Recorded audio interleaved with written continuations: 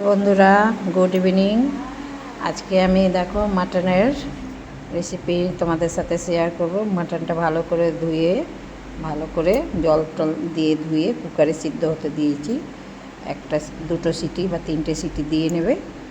তারপরে এদিকে আমি মশলার মধ্যে লঙ্কা বেটে রেখেছি, আদা বেটে রেখেছি, আদা রসুন বাটা আর লঙ্কা বাটা রেখে দিয়েছি। আর এদিকে আমি আলুটাকেও ভালো করে কেটে ধুয়ে ভেজে নেব। দেখো এদিকে পেঁয়াজ কেটে রেখেছি, কুচি কুচি করে পেঁয়াজ কেটে নিয়েছি।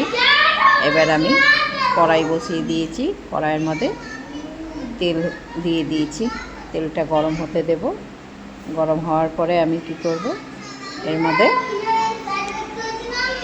আলুটা ভেজে নেব।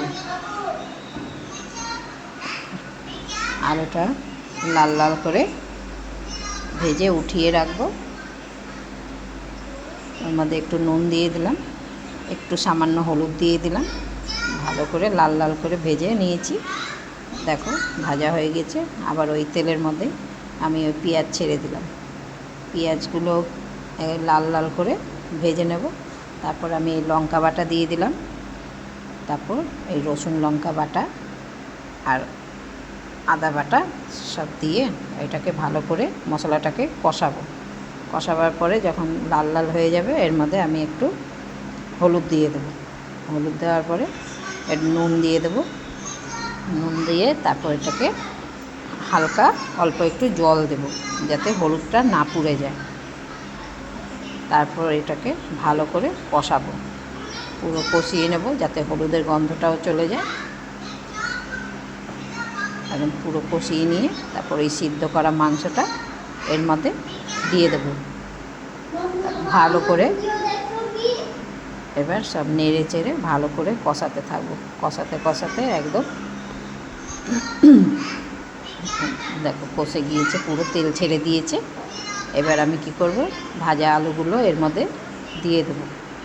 ভাজা আলুগুলো এর মধ্যে দিয়ে এবার পুরো নেড়ে দেবো। এদিকে আলুটাও গলে যাবে আর এদিকে মশলা সব মিশে যাবে আলুগুলোর মধ্যে। দেওয়ার পরে এর মধ্যে সুষুম গরম জল করে রেখেছিলাম। এবার এর মধ্যে জল ঢেলে দেব, গরম জল দিলে পরে ভালো হয়। ঠান্ডা জল দিলে মাংসটা চিমড়া হয়ে যায়। ওর জন্য গরম জলই যখন দেবা, গরম জল দেবা। পুরো হয়ে গিয়েছে, মাংস তৈরি হয়ে গিয়েছে। কেমন হয়েছে একটু সব জানিও।